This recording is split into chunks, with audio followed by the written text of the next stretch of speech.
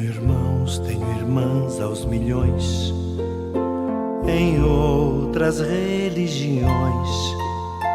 Pensamos diferente, oramos diferente, louvamos diferente, mas numa coisa nós somos iguais.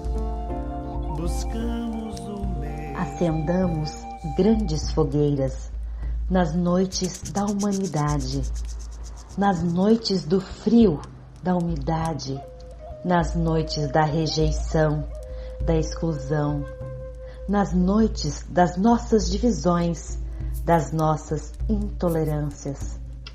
Acendemos grandes fogueiras para dissipar as trevas e aquecer o frio das noites, para acolher migrantes, refugiados, sem teto, sem casa, para vivermos em comunhão ao redor da mesma luz, para orarmos junto ao nosso Deus, uno e trino. Deus da gentileza que se antecipa, Deus das mãos que acendem fogos, Deus das mãos que acolhem, que partilham, Deus das mãos que cuidam, que se juntam. Que tua gentileza desperte nossas gentilezas, para que na humanidade inteira gentileza gere gentileza. Meus irmãos e minhas irmãs, nós estamos dando início à Semana de Oração pela Unidade Cristã deste ano, e que tem um tema muito sugestivo, que é gentileza gera gentileza. E é um tema muito atual, porque nós estamos de fato vivendo numa época em que nós precisamos muito, né, da acolhida, da benevolência, né, ou da gentileza. O tema, né, ele é tirado, né, do livro dos Atos dos Apóstolos, num momento importante, né, da caminhada da igreja. Paulo já havia evangelizado, feito as várias viagens missionárias e havia ido para Jerusalém, onde ele teve dificuldades, né, com as autoridades judaicas e acabou sendo preso. Depois foi levado para Cesareia, onde ficou 2 anos preso, e depois disso apelou a César, que é em Roma, e aí por isso, né, de navio, junto com outras pessoas, numa grande viagem, ele então inicia, né, esse percurso, que é a 4ª viagem, né, até Roma. Ao todo, nesse navio, estavam 276 pessoas. E o navio vai se dirigindo, vai passando por muitas cidades, por muitos portos, e lá pelas tantas, né, uma grande tempestade, né, atinge o navio. E parece que tudo vai desabar. E aí, finalmente, depois eles chegam em Malta, onde são bem acolhidos pelo povo.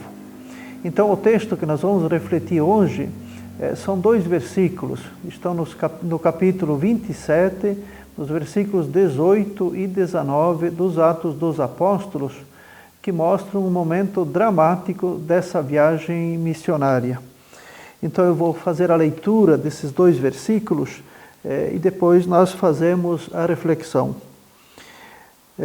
Diz o texto: no dia seguinte, como se fôssemos furiosamente batidos pela tempestade, começaram a esvaziar a carga.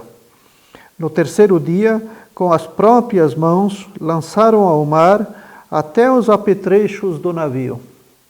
Então, esse texto mostra um momento que na grande viagem, uma grande tempestade atinge o navio e parece que tudo vai afundar. Os marinheiros, né, começaram então a esvaziar o navio. Esvaziaram o navio e diz que até os apetrechos, né, foram jogados ao mar, justamente para evitar, né, que o mar não naufragasse, né, com todo o navio, que o navio não afundasse. Afundando o navio, era certo que morreriam todos. E, portanto, né, a carga começa a ser esvaziada e Paulo é quem apela aqui para que se joguem fora os mantimentos até, que se joga fora os instrumentos, para que não se joguem fora as pessoas. Ou seja, jogar fora o material justamente para poder, né, salvar a vida das pessoas. Então, esse texto é muito importante e o verbo principal que nós vemos aqui é o verbo esvaziar. Ou seja, esvaziar, tirar fora aquilo que sobra, tirar fora aquilo que atrapalha. Então, o navio cheio, carregado, afunda e morrem todos. E perde-se também o conteúdo que tem. E, portanto, nesse momento, a vida é considerada mais importante, né, e jogam-se fora, né, aquilo que está sobrando. Esse texto ele tem uma ligação muito importante e é muito bonita, né, com o capítulo 18 do Evangelho de Lucas, nos versículos 9 a 14, Jesus conta uma parábola. A parábola em que 2 homens vão ao templo para rezar. Um é um fariseu e o outro é um pobre publicano. O fariseu, cheio de orgulho, né, olha para o outro e diz: eu não sou como aquele, não sou como aquele. E ao contrário, o pobre do publicano, né, pede misericórdia, se sente humilhado diante de Deus e implora a graça e o perdão. Jesus vai ensinar, né, que aquele um saiu justificado, porque permitiu o seu esvaziamento e permitiu que a graça de Deus atuasse nele, enquanto que o outro, soberbo, né, não encontrou espaço, a graça não teve lugar para agir. Então Jesus termina inclusive a parábola dizendo: todo aquele que se exalta será humilhado, né, e quem se humilha será exaltado. Então essa parábola nos mostra bem, né, a mesma coisa que o fariseu orgulhoso é como um navio cheio, né, ou ele se esvazia ou a graça não encontra espaço para agir. Então nós voltamos aqui à questão do navio, ou seja, foi preciso, né, esvaziar o navio, né, e assim, né, todos foram salvos. Os marinheiros jogando tudo fora e não jogaram os presos. Junto com Paulo havia outros presos, né? Portanto, preservar aquilo que é o mais sagrado, que é a vida humana. E é interessante que depois o navio chega em terra, quando chega em Malta, ele vai encontrar justamente pessoas que também estavam com as mãos vazias, que se haviam esvaziados. Os habitantes poderiam ter recebido, né, Paulo e seus companheiros com pedras, com armas de guerra e dizendo: aqui não há lugar para vocês, porque aqui é nossa terra. Ao contrário, nós sabemos que a população de Malta acolheu com benevolência, com gentileza, com carinho os novos, porque viram ali não inimigos, mas viram pessoas humanas. E é graças a essa acolhida que depois Paulo, inclusive, vai realizar em nome de Jesus milagres nessa cidade. Então, são textos que nos ensinam, né, o valor, né, do esvaziamento, o valor de nós sabermos sermos humildes.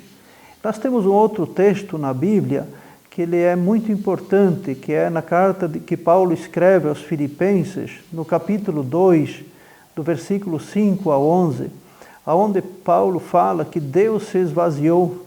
Através de Jesus Cristo, né, Deus esvaziou-se, fez a sua kenosis. Portanto, ele sai da sua condição de Deus para assumir a nossa condição humana. E não veio se instalar no melhor palácio, não veio na grande capital de Jerusalém, mas assume a condição de pobre, nasce pobre em Belém, e por isso que ele é acolhido, né, pelos simples, pelos pastores, pelos magos. Ao contrário, se Jesus tivesse ido, né, no melhor palácio em Jerusalém, o povo pobre não teria tido acesso a ele. Portanto, Jesus que se esvazia, Jesus que se humilha para poder ser acolhido como nós, pelos nossos. Então, esse texto de hoje, ele nos leva necessariamente também a pensarmos, né, numa atualização para os dias de hoje. Hoje também nós vivemos um mundo, né, capitalista, egoísta, neoliberalista, onde as pessoas são incentivadas cada vez a terem mais, cada vez a acumular mais bem, mais patrimônio. Para isso é necessário explorar ao máximo a nossa Mãe Terra, a Mãe Natureza. E a consequência disso é um mundo que nós estamos enfrentando, um mundo cada vez mais egoísta, porque cada um busca acumular sempre mais. Ao contrário, o texto que nós lemos na Bíblia nos mostra que não é acumulando cada vez mais que nós teremos uma sociedade melhor, mas justamente quando nós nos esvaziamos, quando nós sabemos partilhar daquilo que nós temos. Quando nós partilhamos, quando nós fazemos o bem, né, nós também nos sentimos mais felizes. É como se nós fizéssemos o bem a nós. Ao contrário, quando nós tiramos do outro, quando nós roubamos do outro, né, nós nos tornamos cada vez também mais insensíveis. Hoje, atualizando mais precisamente para os nossos dias, nós estamos vivendo, né, esse período tão difícil da história humana, onde toda a humanidade é atingida por um vírus invisível. Novamente, nós podemos perceber bem, como o texto bíblico nos ajuda a iluminar. Ou seja, num momento em que todos, governos, grandes empresários, pequenos, deveríamos, nos esvaziar dos nossos interesses para salvar a vida, o que nós vimos, infelizmente, em nosso país, onde as autoridades, algumas autoridades, elas justamente preferem salvar os grandes lucros, as grandes empresas, os grandes CNPJs, para sacrificar o CPF. Ou seja, se prefere salvar, as empresas, mas mesmo que isso seja à custa do sacrifício das vidas humanas. Então, esse texto nos convida, a justamente atender, a esse esvaziamento, que é necessário. E se nós temos exemplos tão ruins, de quem deveria dar o exemplo, ao mesmo tempo nós temos os exemplos bonitos, em nossas paróquias, em nossas igrejas, em nossas comunidades, em nossas organizações, quantas pessoas se dispuseram, quantas pessoas doaram do pouco que tinha, quantas pessoas se colocaram à disposição, justamente se esvaziando para que os outros pudessem crescer, sobretudo, os mais necessitados. Se nós entrarmos em nossos hospitais, nós vemos quantos médicos, enfermeiros e enfermeiras, profissionais da saúde, que esvaziaram a sua vida, correndo o risco, inclusive, da sua própria vida, para que as outras pessoas, pudessem ter vida e para atender as pessoas vítimas da pandemia. Portanto, essa gentileza de pessoas, de organizações, de igrejas, é que faz com que o mundo seja melhor e que a proposta de Jesus, ela de fato aconteça. O pesado, o navio pesado, é igual, da mesma forma igual como as pessoas pesadas. Navio pesado afunda sozinho e mata a vida de todos. Pessoas egoístas, pessoas pesadas, também acabam afundando e levando a vida dos outros ao naufrágio. Ao contrário, a solidariedade, a gentileza e a benevolência é que podem justamente criar um mundo melhor e um mundo mais solidário. Portanto, que esse texto de hoje nos ilumine, nos dê forças, nos dê luzes, para esse momento também tão difícil que nós estamos vivendo. Paz e bem. Ouve, ó Pai Santo, esta oração. Glória do teu Filho é a união. Ó meu Pai, chegou a hora, glorifica o teu Filho.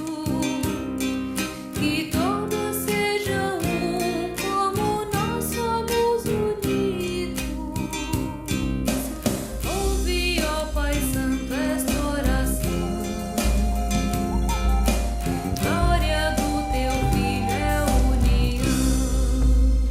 orar a oração do Pai Nosso ecumênico, oração que Jesus nos ensinou.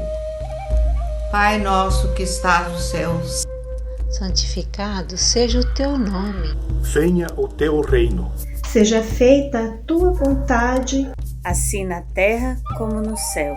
O pão nosso de cada dia nos dá hoje. Perdoai as nossas ofensas, assim como nós perdoamos os que nos têm ofendido. E não nos deixeis cair em tentação. Livra-nos do mal. Pois teu é o reino, o poder e a glória para sempre. Amém. Amém.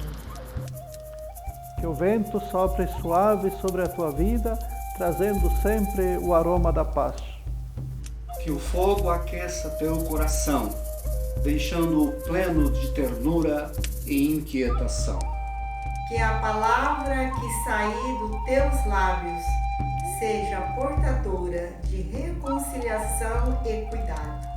Que a palavra que chegar a teus ouvidos seja recebida com carinho e que possa receber de ti acolhida e aconchego. Que as línguas de fogo e o vento impetuoso possam ser bênção e impulso para as nossas vidas. Amém.